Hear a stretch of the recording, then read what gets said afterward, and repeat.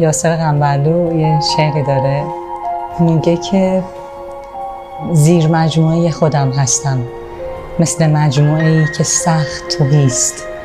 در سرم فکر کاشتن دارم، گرچه باغ من از درخت تهیست. عشق آهوی تیزپا شد و من ببر بی حرکت پتوهایم. خشمگین نیستم که تا امروز نرسیدم به آرزوهایم. نرسیدن رسیدن محض است. آبزی آب را نمی بیند.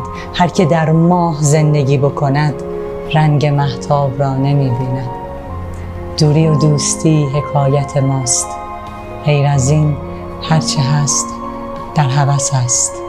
پای احساس در میان باشد انتخاب پرنده ها قفس است. وسعت کوچک رهایی را از نگاه اسیر باید دید. کوه در رشته کوه بسیار است، کوه را در کویر باید دید. گرچه باغ من از درخت تهیست، در سرم فکر کاشتن دارم. عشق را، شعر را، مکاشفه را، همه را از نداشتن دارم.